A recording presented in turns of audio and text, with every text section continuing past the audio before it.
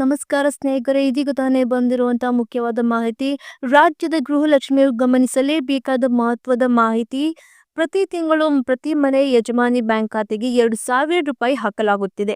ಹಾಗಾದರೆ ಇದುವರೆಗೂ ನಿಮಗೆ ಎಷ್ಟು ಕಂತಿನ ಹಣ ಜಮಾ ಆಗಿದೆ, ಬರಬೇಕಿರುವ ಹಣ ಎಷ್ಟು ಎನ್ನುವ ಸಂಪೂರ್ಣ ಮಾಹಿತಿಯನ್ನು ನೋಡೋಣ ಸ್ನೇಹಿತರೆ. ಎಲ್ಲ ಸುದ್ದಿಗಳನ್ನು ನೋಡೋಕ್ಕಿಂತ ಮೊದಲು ಇನ್ನೂವರೆಗೂ ನೀವು ನಮ್ಮ ಚಾನಲ್ಗೆ ಸಬ್ಸ್ಕ್ರೈಬ್ ಮಾಡಿಲ್ಲವೆಂದರೆ ಈಗಲೇ ನಮ್ಮ ಚಾನಲ್ಗೆ ಸಬ್ಸ್ಕ್ರೈಬ್ ಮಾಡಿ, ಹಾಗೆಯೇ ಪಕ್ಕದಲ್ಲಿರುವ ಬೆಲ್ ಐಕಾನ್ ಕ್ಲಿಕ್ ಮಾಡಿ. ಎಲ್ಲ ರಾಜ್ಯದ ಮುಖ್ಯ ಮಾಹಿತಿಗಳು ನಿಮಗೆ ಸಿಗುತ್ತವೆ. ವಿಡಿಯೋನ ಲೈಕ್ ಮಾಡಿ, ಹಾಗೆಯೇ ವಿಡಿಯೋನ ಪೂರ್ತಿಯಾಗಿ ನೋಡಿ. ಈಗಾಗಲೇ ಗೃಹಲಕ್ಷ್ಮಿಯರ ಖಾತೆಗೆ 21ನೇ ಕಂತಿನ ಹಣ ಬಿಡುಗಡೆ ಮಾಡಲಾಗಿದೆ. ಇನ್ನು 22ನೇ ಕಂತಿನ ಹಣವನ್ನು ನಾಳೆ ಆಗಸ್ಟ್ 27ರಂದು ಗಣೇಶ ಹಬ್ಬದಂದು ಬಿಡುಗಡೆ ಮಾಡುವ ಸಾಧ್ಯತೆ ಇದೆ ಸ್ನೇಹಿತರೆ. ಯಾಕಂದ್ರೆ 21ನೇ ಕಂತಿನ ಹಣವನ್ನು ವರಮಹಾಲಕ್ಷ್ಮಿ ಹಬ್ಬದಂದೇ ಹಾಕಲಾಗಿತ್ತು.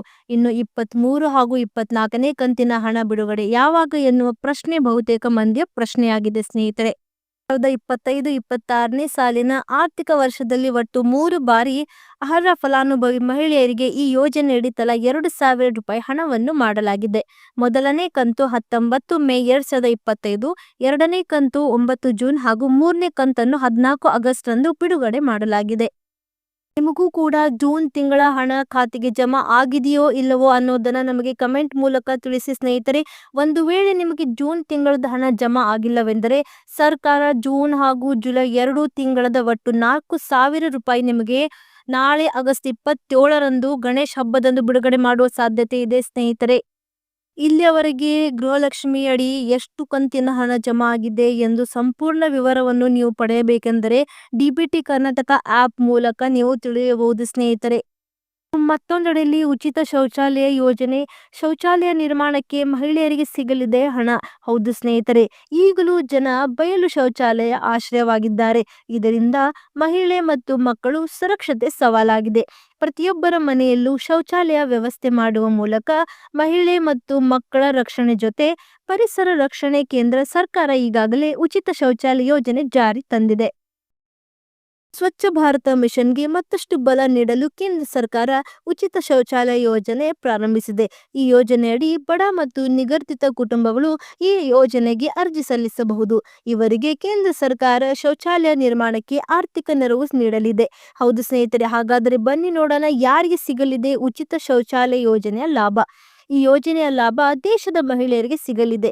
ಈ ಯೋಜನೆಯ ಲಾಭ ಪಡೆಯಲು ಅರ್ಜಿದಾರರು ಭಾರತದ ಖಾಯಂ ನಿವಾಸಿಯಾಗಿರಬೇಕು. ಜೊತೆಗೆ ಅರ್ಜಿದಾರರು ಹಿಂದೆ ಯಾವುದೇ ಶೌಚಾಲಯವನ್ನು ಹೊಂದಿರಬಾರದು.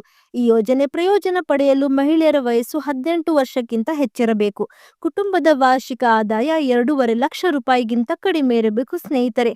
ಹಾಗೆಯೇ ಮಹಿಳೆಯರ ಬ್ಯಾಂಕ್ ಖಾತೆಯನ್ನು ಹೊಂದಿರಬೇಕು. ಈ ಯೋಜನೆಯಡಿಯಲ್ಲಿ ಅರ್ಹ ಫಲಾನುಭವಿಗಳಿಗೆ 12,000 ರೂಪಾಯಿ ಆರ್ಥಿಕ ಸಹಾಯಧನವಾಗಲಿದೆ. ಡ್ರೈವಿಂಗ್ ಲೈಸೆನ್ಸ್, ಡಿಎಲ್ ಹಾಗೂ ಆರ್ಸಿಯಲ್ಲಿ ಬದಲಾವಣೆ, ಸ್ಮಾರ್ಟ್ ಕಾರ್ಡ್ ಜಾರಿ ಮಾಡಿದ ಕೇಂದ್ರ. ಹೌದು ಸ್ನೇಹಿತರೆ, ರಾಜ್ಯದಲ್ಲಿ ಸೆಪ್ಟೆಂಬರ್ ಅಂತ್ಯದ ವೇಳೆಗೆ ಹೊಸ ಚಾಲನಾ ಪರವಾಗಿ ಡ್ರೈವಿಂಗ್ ಲೈಸೆನ್ಸ್ ಮತ್ತು ನೋಂದಣಿ ಪ್ರಮಾಣ ಪತ್ರ ಸ್ಮಾರ್ಟ್ ಕಾರ್ಡ್ಗಳನ್ನು ಪರಿಚಯಿಸಲಿದ್ದು, ಇದರಲ್ಲಿ ಸಾಕಷ್ಟು ಬದಲಾವಣೆಗಳು ಆಗಲಿದೆ ಎಂದು ವರದಿಯಾಗಿದೆ. ಕೇಂದ್ರದ ಅಡಿಯಲ್ಲಿ ಈ ಹೊಸ ಯೋಜನೆಯನ್ನು ರೂಪಿಸಲಾಗಿದ್ದು, ಸೆಪ್ಟೆಂಬರ್ ಅಂತ್ಯದಿಂದ ಹೊಸ ಸ್ಮಾರ್ಟ್ ಕಾರ್ಡ್ ಜಾರಿಗೆ ಮಾಡಲಾಗಿದೆ ಸ್ನೇಹಿತರೆ. ಒಂದು ರಾಷ್ಟ್ರ ಒಂದು ಕಾರ್ಡ್ ಉಪಕ್ರಮದಲ್ಲಿ ಒಂದು ಪ್ರಮುಖ ಬದಲಾವಣೆಯಲ್ಲಿ ಕಾರ್ಡ್ಗಳನ್ನು ಇನ್ಮುಂದೆ ವಿಧಾನಸೌಧ ಅಥವಾ ಇತರೆ ರಾಜ್ಯ ನಿರ್ದಿಷ್ಟ ಚಿಹ್ನೆಗಳು ಹೊಂದಿರುವುದಿಲ್ಲ.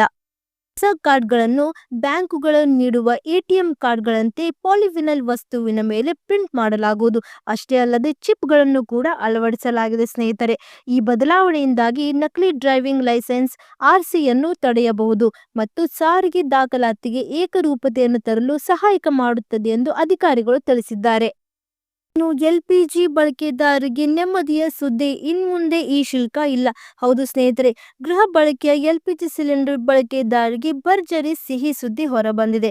ಈಗಾಗಲೇ ಎಲ್ಪಿಜಿ ದರ ದುಬಾರಿಯಾಗಿದ್ದು ಗ್ರಾಹಕರ ಜೇಬಿಗೆ ಕತ್ತರಿ ಹಾಕಲಾಗುತ್ತಿದೆ. ಸಾಮಾನ್ಯವಾಗಿ ಮನೆ ಬಾಗಿಲಿಗೆ ಸಿಲಿಂಡರ್ ಪೂರೈಕೆ ಮಾಡುವ ಗ್ಯಾಸ್ ಏಜೆನ್ಸಿ ಡೆಲಿವರಿ ಸಿಬ್ಬಂದಿ ಗ್ರಾಹಕರಿಂದ ಹೆಚ್ಚುವರಿ ಹಣ ಪಡೆಯುತ್ತಿರುವ ಆರೋಪ ಕೇಳಿಬರುತ್ತಿದೆ. ಡೆಲಿವರಿ ಸಿಬ್ಬಂದಿಯು ಪ್ರತಿ ಸಿಲಿಂಡರ್ ನೀಡುವಾಗ ಹೆಚ್ಚುವರಿಯಾಗಿ 50 ರೂಪಾಯಿ ಹಣ ಪಡೆಯುತ್ತಾರೆ. ಕೆಲವೆಡೆ ಇದಕ್ಕಿಂತಲೂ ಹೆಚ್ಚು ಶುಲ್ಕ ವಸೂಲಿ ಮಾಡುತ್ತಿರುವುದು ಕಂಡುಬಂದಿದೆ. ಗ್ಯಾಸ್ ಏಜೆನ್ಸಿಗಳು ಗೃಹ ಬಳಕೆಯ ಸಿಲಿಂಡರ್ಗಳನ್ನು ನೇರವಾಗಿ ಗೋಡೌನ್ನಿಂದ ಗ್ರಾಹಕರಿಗೆ ಸರಬರಾಜು ಮಾಡಬೇಕು. ಅಲ್ಲದೆ ಯಾವ ಕಾರಣಕ್ಕೂ ಈ ಸಿಲಿಂಡರ್ಗಳನ್ನು ರಸ್ತೆ ಬದಿಗಳಲ್ಲಿ, ಮೈದಾನ ಸೇರಿದಂತೆ ಸಾರ್ವಜನಿಕ ಸ್ಥಳಗಳಲ್ಲಿ ಮಾರಾಟ ಮಾಡುವಂತಿಲ್ಲ ಸ್ನೇಹಿತರೆ. ಹೌದು, ಗೃಹೋಪಯೋಗಿ ಗ್ಯಾಸ್ ಸಿಲಿಂಡರ್ ನಾಗರಿಕ ತಿದ್ದುಪಡಿಯಲ್ಲಿ ನಿಗದಿತಪಡಿಸಿರುವಂತೆ 5 ಕಿಲೋಮೀಟರ್ ವ್ಯಾಪ್ತಿಯಲ್ಲಿ ಯಾವುದೇ ಶುಲ್ಕವಿಲ್ಲದೆ ಉಚಿತವಾಗಿ ಸಿಲಿಂಡರ್ ಪೂರೈಕೆ ಮಾಡಬೇಕು. ಹೌದು ಸ್ನೇಹಿತರೆ, 5 ಕಿಲೋಮೀಟರ್ಗಿಂತ ಹೆಚ್ಚಿನ ದೂರದ ಡೆಲಿವರಿಗೆ ಮಾತ್ರ ಹೆಚ್ಚುವರಿ ಶುಲ್ಕವಿದ್ದು, ಪ್ರತಿ ಸಿಲಿಂಡರ್ ಅಥವಾ ಟ್ರಿಪ್ಗೆ 1.60 ಪೈಸೆ ಶುಲ್ಕ ವಿಧಿಸಬಹುದು. ಆದರೆ 5 ಕಿಲೋಮೀಟರ್ ಒಳಗೆ ಡೆಲಿವರಿ ಮಾಡಿದರೆ ನಿಮ್ಮ ಬಿಲ್ನಲ್ಲಿರುವ ಮೊತ್ತವನ್ನು ಮಾತ್ರ ನೀವು ಪಾವತಿಸಬೇಕು ಸ್ನೇಹಿತರೆ.